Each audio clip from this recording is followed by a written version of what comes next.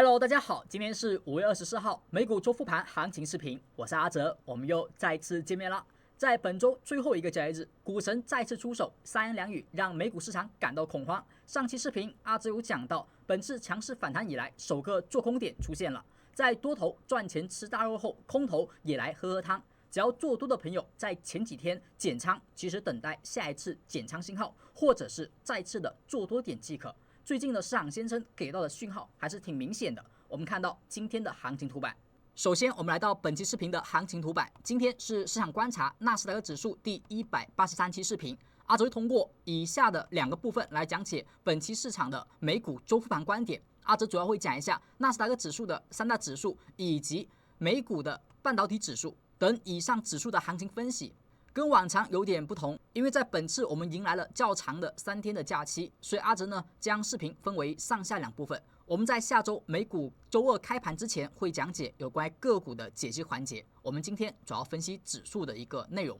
这里阿哲呢依旧强调一下，如果您是一位新同学，首次观看阿哲视频，因为阿哲视频平时会偏长的一个幅度，所以如果您观看长视频不太习惯，可以点击视频播放按钮旁边的这个3角，您将会看到本期视频所有的时间轴是阿哲呢进行一个整理的，点击对应时间轴会跳转到对应的部分，您可以优先观看您感兴趣的那一部分内容。在上期视频和在前期我们讲过三阳小顶和复阴线中左侧的逃顶信号之后，市场在最近出现了类似于圆弧的抛物线下跌。在昨天消息面出现一些影响之后，出现了大幅的低开，回踩了170天的均线，然后止跌产生日内反弹，但整体呢依旧是一根假阳线下跌。走到这里，究竟是多头再次的加仓点做多点，亦或者它是空头真正的继续做空点呢？我们在今天会去讲解这一点，在下周我们的行情怎么去看。在最近的这一波强势反弹当中，做多的朋友前期呢，你可以不用在意他们的调整，因为没有一次出现明显的做空信号。但是这一次你要相对小心，特别是本来你的仓位就偏高，或者说本来你的成本就不占优势的同学，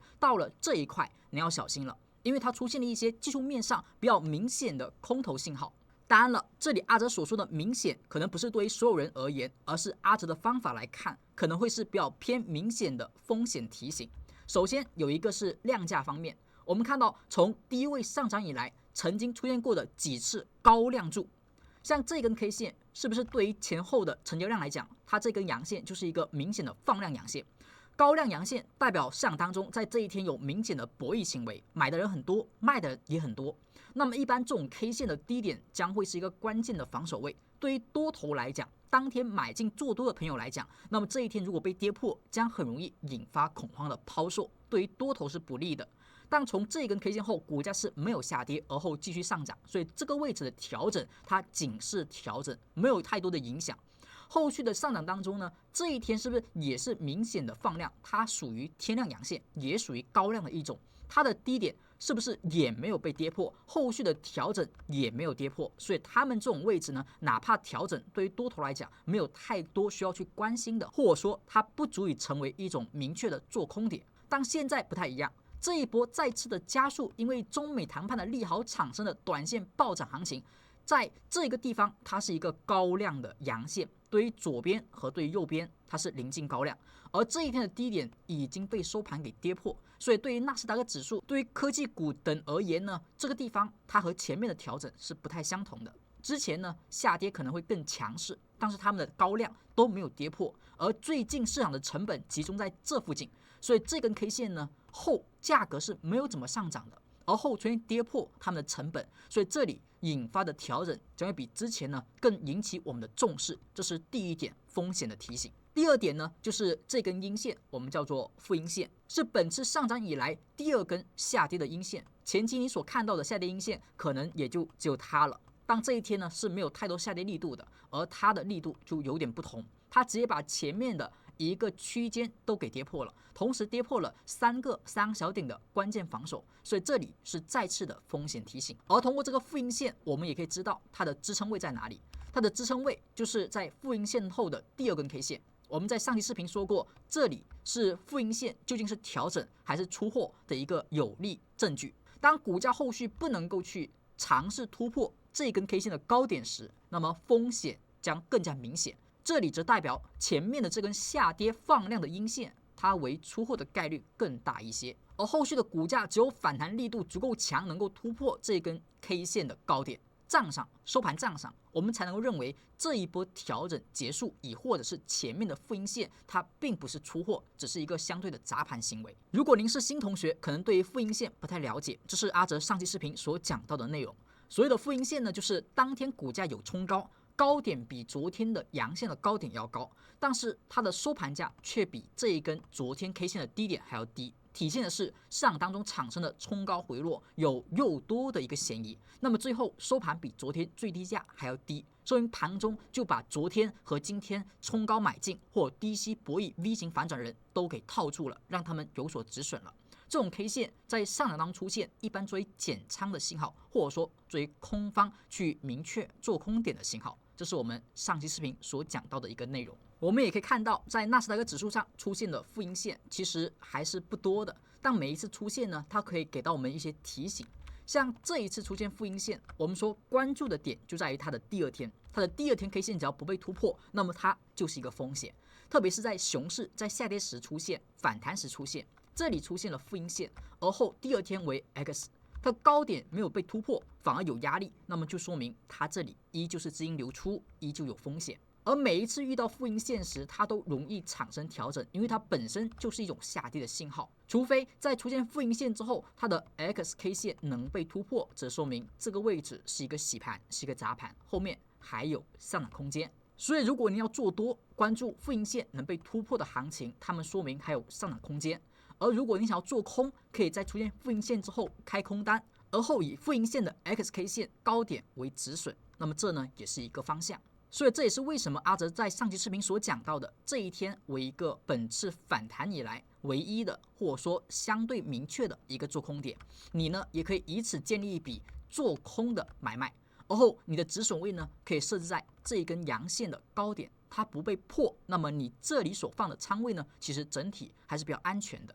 当然了，我们的交易整体呢是一个波动的、动态的，仓位不一定要完全的不变。在本次的下跌当中，你发现这里出现了大幅的跳空低开，你发现空头的利润突然之间暴增，这个时候你担心有 V 型反转，担心还有人去抄底，去让市场反弹，那么你以此在盘中去进行一个低位的获利兑现也是 OK 的。整体看大的交易习惯和水平了。阿哲主要的分析是建立在盘后静态上，所以大家在平时动态的交易当中，具体环境大家要结合去看。而接下来关于指数的方面，阿哲要讲一下170天均线。因为对170天均线，它究竟能不能支撑住？我们在前期视频讲到多头的减仓点时，是不是有讲到这一部分内容？170呢作为关键的支撑，或者说如果本次行情它真的为牛市反转，它真的从熊市度过了，而后进入了牛市，那么这个170将会有一个明显的支撑将要产生，它才是合理的。不然的话，170没有有效突破，那么这说明这个位置还不能定义为牛市的回归，它还属于熊市当中。我们现在看到三大指数，分别是纳指、标普和道琼斯指数，他们的170天均线，他们的表现是如何的？你会发现，纳斯达克指数昨天在大幅的低开，受到苹果等个股科技股的大跌之后，它是精准回踩到170天均线，没有去跌破，盘中触及之后就反弹了，产生了一个比较不错的多头反弹机会。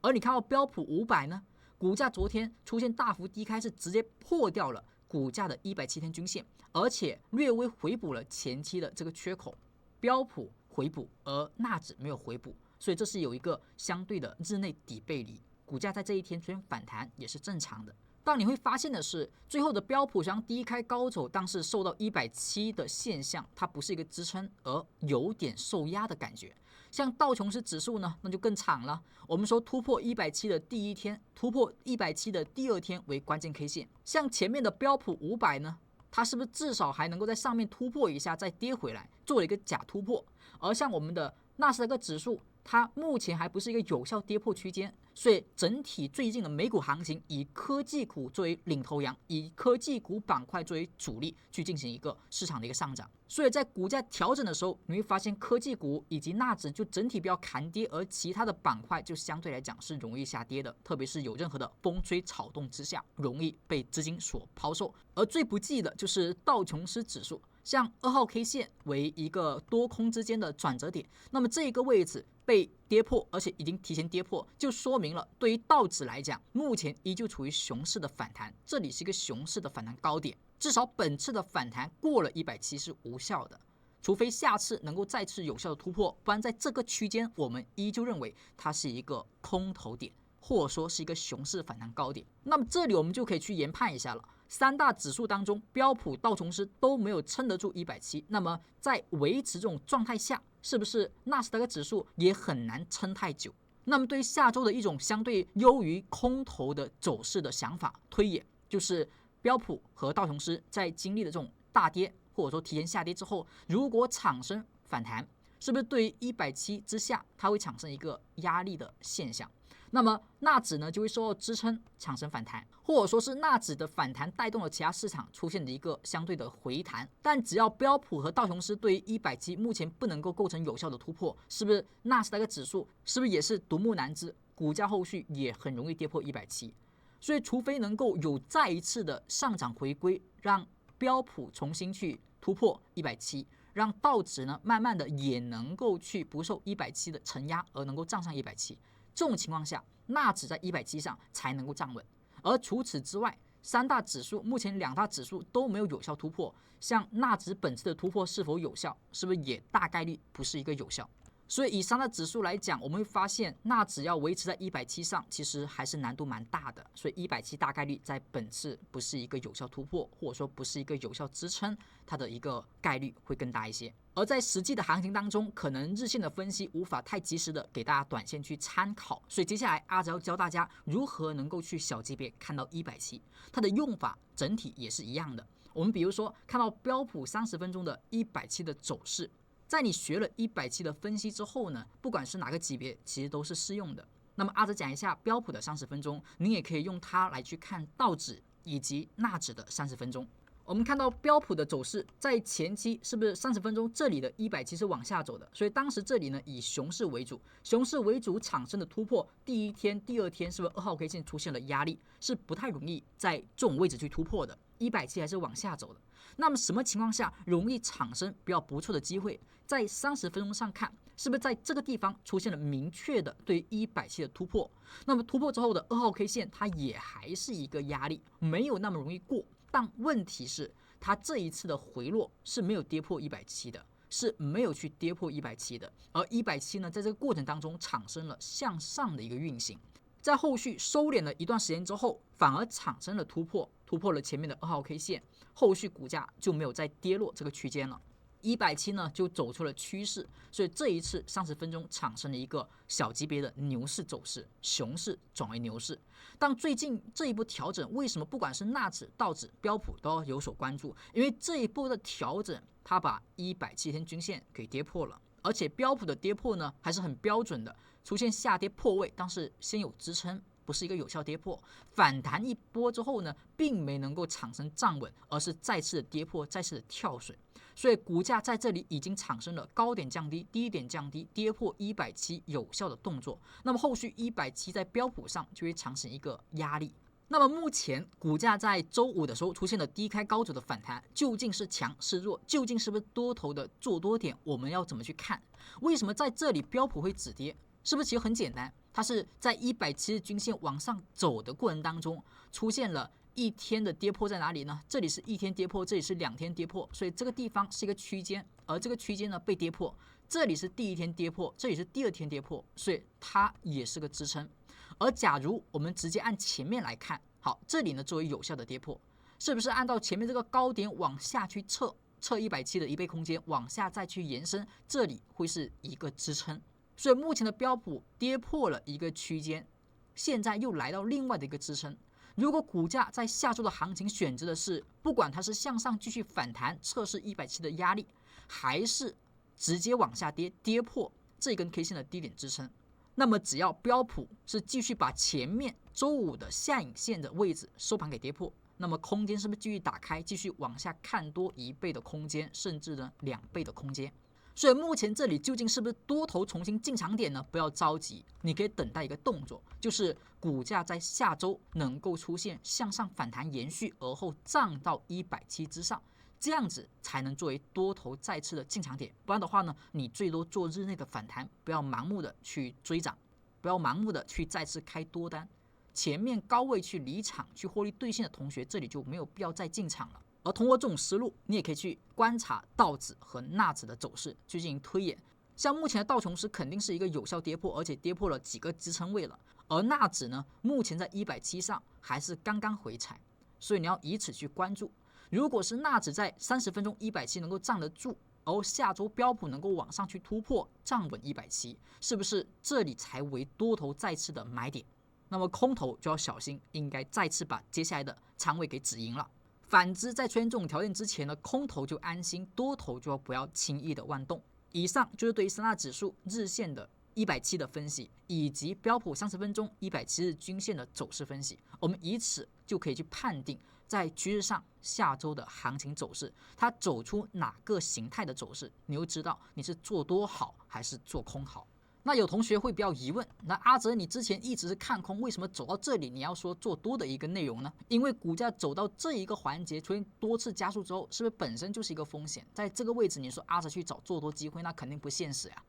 那么在有了一个有效调整之后，如果这里能够产生做多机会，那为什么不能够去参与呢？那么以上内容如果对您能够有所帮助，并且引发您的部分思考，那么阿哲希望老同学听到这里不要忘记为阿哲视频照常点赞。如果您的时间充裕，那么也可以呢在阿哲视频底下留下您的宝贵评论，感谢老同学照常的点赞和评论支持。假如您是新同学，甚至呢可能是首次认识阿哲，观看阿哲的视频，那么阿哲希望大家首次相见可以为阿哲点一个订阅，这样子就说明你已经成为阿哲讲技术频道的一个粉丝订阅观众。那么再点开这个全部铃铛，那么未来阿哲的每一期视频每一个观点在公布之后，您都会首个接到阿哲的通知。感谢您的点赞、订阅和评论。我们看到接下来的内容，在了解了三大指数的170日均线 MA 以及呢目前的一些风险信号之后，我们看到日内的撑压红绿灯指标。阿哲一般呢会在美股开盘之前每天都去分析当天之内某些标的的支撑和压力位，只要您是订阅粉丝观众，应该每一期都能够看得到。像目前你所看到就是在本周周一到周四盘前的一个解析。阿哲正常呢会在给订阅粉丝观众提供的福利当中，会去讲到一些盘前的主观的看法，以及呢关于纳指、特斯拉、英伟达等个股的支撑和压力位。那么通过支撑和压力位的测算以及每天短线的反应，我们会进行一个评估，究竟是看涨还是看跌。像前期我们在19号、20号、21号，哪怕阿哲呢对于当前的价位不是很看好，但是通过短线的测算压力支撑的反应，我们也认为是能够维持看涨的。那你会发现的是，从周一到周三，纳斯达克指数基本上都是维持看涨，直到呢周四5月22号，在我们的预测支撑点位上出现了纳指对于支撑位的破位。那么从这一天开始，我们转为看跌，也是首次市场出现红灯。我们在上期视频也讲到这一点，市场的风险已经开始出现。而只要您是订阅粉丝观众，在加入阿哲频道之后，那么在未来的一段时间都可以免费在盘前收到这一些信息。稍后呢，阿哲也会告诉大家如何能够在盘前领取到这些信息。那么接下来我们看到本周周五的盘前解析，左侧是阿哲呢在5月23号盘前香港时间4点37分的时候去发布的。因为盘前信息阿哲是每期每天盘前都会去更新，但是盘前的一个视频呢是只有在周二、周四和周六才会去更新。所以如果您是订阅阿哲的同学，那么通过盘前信息可能会更加及时的了解到阿哲每天的观点，会更加动态一些。在4点37分那个时候，我们的股神还没有进行一个发言，但阿哲已经说到最近的行情已经是有点变化。曾经呢在强势上涨时，你会发现多产生的是一个长下影线，是不是在这一波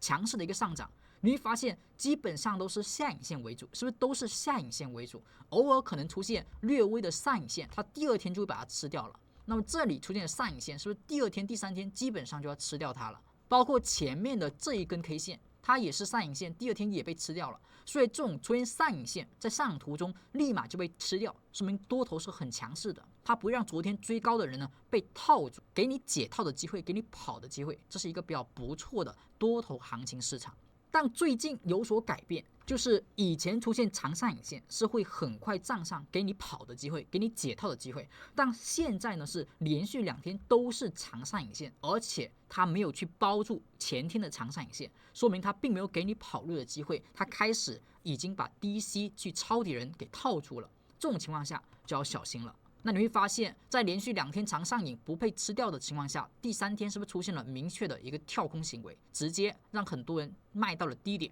如果前面每次的下跌你去抄底都感觉很轻松能够赚钱，那如果你相对在这里不注意的话，是不是就很容易卖到低点，对于短线做多的同学。而我们看到这一点位上，昨天的支撑和压力位在这里基本上还是维持一个看跌的状态，昨天的纳斯达克指数也跌破了低点支撑，所以产生了一个红灯 K 线。在右图当中呢，为什么叫红绿灯？因为 K 线底下有这些红色和绿色的一些亮点，只要出现了红灯，就说明阿哲给到的日内支撑是被跌破了。那么绿灯呢，就说明盘前给到的一个压力位被突破了。所以红绿灯代表短线的多空的方向。我们之前有讲过，在出现绿灯之后，那么这一波反弹只要绿灯是保持的，那么没有出现红灯，是不是整体这波行情就还有空间？出现红灯之后呢，我们保守一点，你就把这一个绿灯到这一个红灯的位置当做一次结束，当做一次低点到高点的运行。当它再转为绿灯时，我们再去看涨是没有什么问题的。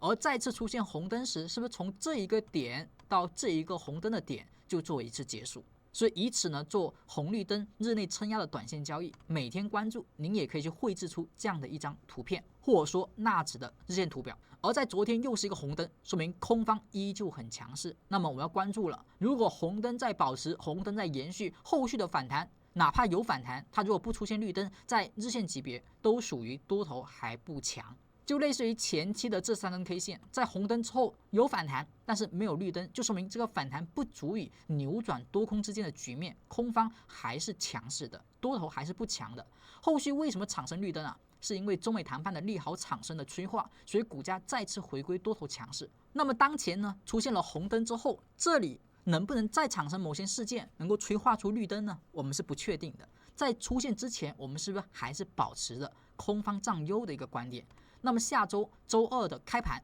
我们要去注意2个价格。第一个是高点的压力，在周二是18789.36，而低点的支撑呢是18547.53。如果在下周我们的周二开盘之后能够突破高点的压力，就说明有绿灯，有绿灯，这里将构成多头的买点。而如果跌破18547.53，则将构成红灯 K 线。那么红灯就说明这里空方再次的延续，依旧属于空方强势。当然，它也有可能不突破高点，也不跌破低点，而在这中间运行，那么就是无灯状态。无灯状态也属于空方的领地，在绿灯之前，不管是无灯还是红灯，都属于空方的优势。那么接下来，阿哲也告诉各位同学们，如何能够去领取到我们的这一个盘前的点位和一些阿哲的更加及时的观点呢？首先，您必须得要是今天订阅阿哲的同学。那么在订阅阿哲之后，那么作为新同学，阿哲会给到您一些刚学习技术分析时的一些福利。第一点就是这个盘前解析，让您在刚接触技术分析或刚学技术分析还没有所成之前，能够有一些保障，至少不会出现太大的错误。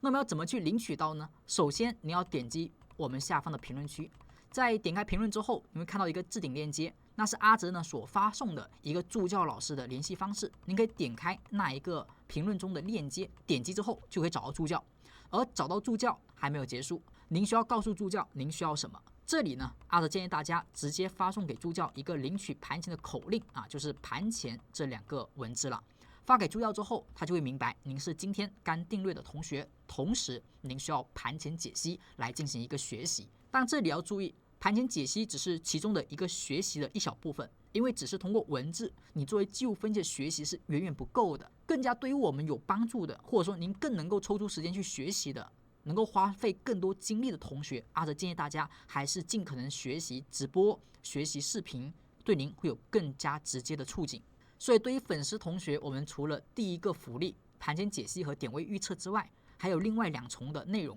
第一个是粉丝的学习小组，只要您是爱学习、认真，能够花时间在技术分析学习上的同学，阿哲会让助教老师邀请大家进入到这个学习小组。有什么问题，您在学习当中有疑问，都可以进行答疑解惑。当然了，这里是有个小小的要求，因为您得要告诉阿哲，您确实是一个能花时间来学习的人，而不是说你每天呢都很忙。那么这样的同学其实是很难学会技术分析，很难学习一个新的事物的。那您要怎么证明这一点？也很简单，您只要能够参与我们的一节内部的直播课程，学习一节内部的技术分析进阶知识课，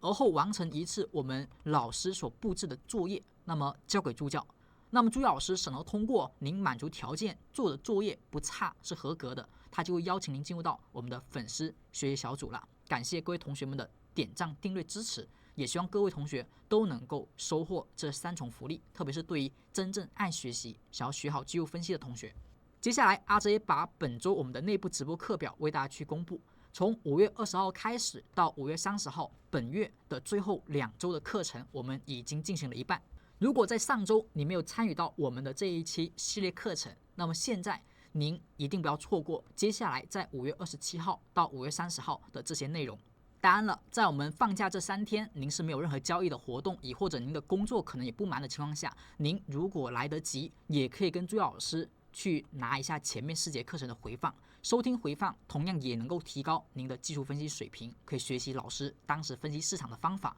而下周呢，你也可以安排好时间，在每天去观看我们的直播课程。我们的时间呢，都是在当天香港时间的上午10点，都是在盘后进行，不会影响到大家的一个交易，而能够让你更加专心的去学习。所以在找到助教老师之后，您如果想要更加进一步精深技术分析的学习的，那么除了发送盘前领取盘前之外，您还可以给他发送一个报名的文字。那么助教老师在未来开课之前，就会把我们的一个课程的链接发送给您。那些课程呢，都不是公开课，都只能够通过助教的链接去观看，希望对您能够有一些技术分析的学习帮助。以上内容大家在明白之后呢，阿哲要讲到目前所看到的一个多头减仓点，在上期视频当中我们是有讲到这一点的。但现在呢，阿哲需要进行再次的一个延伸，就怕大家可能时间过久了，您把它给遗忘了。那么何谓多头减仓点？如果您是从前期已经是持有股票，或者说您已经有所盈利的同学，那么我们有一个问题，就是这一波股价的调整究竟会不会调得很深？它究竟会调到哪里？这是我们没有人能够知道的。所以很多同学呢会面临一种情况，就是我做多我赚钱了，但是我不知道怎么卖。那么未来如果它下跌，它跌得浅还好，涨上来，那你不卖的同学就赚到了，或者仓位很重，成本很低，很开心，一直赚钱。但问题是，你难保它不会出现再次的大幅下跌。那如果成本比较高的就直接被套住了，成本比较低的直接就白干一场，那是不是来来回回又坐过山车？所以我们要规避这种情况。在你不是一个神，你不是说特别厉害的人，我不知道怎么样后续能够跌到哪里，我是不清楚的。那我就一步一步跟着市场去动。当市场越是往下跌时，我就应该越是减仓，越是获利兑现，而不要一直不动。在关键位上不跌破我就不减仓，跌破我就减仓，以此方式去规避坐过山车的这种过程。这也是我们去规划在多头减仓点的一个要素。当然这里我们有明确的提到，如果你的成本或者说如果您整体的获利都是在中美谈判的利好之后去买进的，那么其实在前期的这个复阴线的时候您就应该卖掉了，不然的话您就已经是过山车了。这一波下跌直接打到了您的成本附近，直接就让您这一波行情白干，甚至呢是已经被套了。那么假如您的成本比最近追涨的人要低一点，可能在前面更低位，那么我们有一些减仓点，而这一减仓点其实理论上也是多头的支撑位，同时也是空头要去注意的空间打开加空单的地方。在复阴线出现了减仓点，它意味着多头减仓，也意味着空头开仓。而价格目前有没有去产生第二个减仓点？它没有跌破170 MA， 所以这个位置多头如果成本您目前是还 OK 的，还有盈利的，在减过一次仓位之后呢，在这里哪怕出现大跌，我们也没有构成减仓要素，因为收盘价是没有跌破纳指的170天 MA 的。而空头也不能够在这里盲目的去加仓，因为它这里不是一个减仓点，也不是你的加仓点。所以下周如果出现反弹不强势，再次跌破，那么是不是构成了前期投资者的一个多头减仓点，也构成了做空者的一个加仓点？而假如在这个地方就止跌有效了，产生反弹了，就像我们前面第一部分170的关注点那样子，反弹力度 OK 的情况下，是不是空头就要赶快跑了呀？因为这里将有可能产生一个小回调之后再次的上涨，对于空头者来讲，现在也是相对要小心的，不要掉以轻心。我们也要一步一步的打下前面多头的一个领地。之前多头呢，好不容易走到这里，已经建立了一道一道的围墙，一道一道的城堡。目前空头想要把它再次的打下来，是不是整体来讲也还是有一定的难度的？它不是说一朝一夕就直接能够全部攻领下来的，就跟战争一样。一旦形成了堡垒，你目前要再去攻占，就肯定需要花时间和精力。在真正的去占领别人的要塞之前，你是不知道能不能成功的。没有人能够保证我下一次的战役就绝对能够胜出，是吧？所以现在走一步看一步，在没有跌破170 MA 之前呢，其实还没有太危及到多头的领地。那么如果跌破了170，你往下看呢，就看到这个缺口的上沿了，作为下一个支撑。如果再跌破，那么对于空方者来讲，是不是每一次的多头的减仓点就是空头的利润在展开的一个空间啊？我们就是行军打仗一样，一步一步的攻占，一步一步的往下走，空间一步一步的增强。所以包括前面的天量阳线的低点，包括这一根缺口的这个低点，是不是作为我们所看到的一个多方曾经的堡垒，曾经所建立的一些要塞？所以这个多头减仓点呢，相对来说你也要去关注一下。那么接下来我们看到最后一部分，也是指数的一个分析，是半导体指数。最近呢，有同学根据阿哲一个判定去做了一个空方，去买了 SOXS， 然后进行了一个获利。那么可能现在呢，根据市场的一个变动有所变化，我们看到它的空间资金动能方面简单做个解析，而更多个股的分析呢，我们放到下周2的一个盘前解析视频当中为大家去讲解。这里呢，也祝大家能够在本次的一个3天小长假当中呢，在不交易股票时能够有一个愉快的周末，希望大家能够度过愉快的假期。接下来我们看到半导体指数的一个行情解析。半导体指数是不是170天均线一直是走平或者往下的？所以曾经这种突破的位置呢，都不是一个有效突破。只要170往下，170有压力，那么都属于熊市环境。反弹到这些位置都属于高位，熊市反弹高位都属于做空者要去关注的地方，因为它可能是您在熊市当中也为数不多的一些能够重仓去布局，慢慢的去建立您的成本优势的一些地点。所以曾经这里出现了1天突破、2天突破，是不是这个地方产生了10日新而后被跌破？它是比指数、纳指、标普甚至是道指都要表现弱势的。所以半导体指数，当时我们说过，做空者其实也是能够去尝试的。这里在跌破之后呢，反抽一下170产生的压力，而后呢往下去落。目前这里已经产生了一个倒行缺口，左边和右边是不是都有一个缺口的共用的范围？这就是一个倒行缺口。那倒行缺口怎么样去参考或怎么样去解析？我们曾经在这里有讲过一次，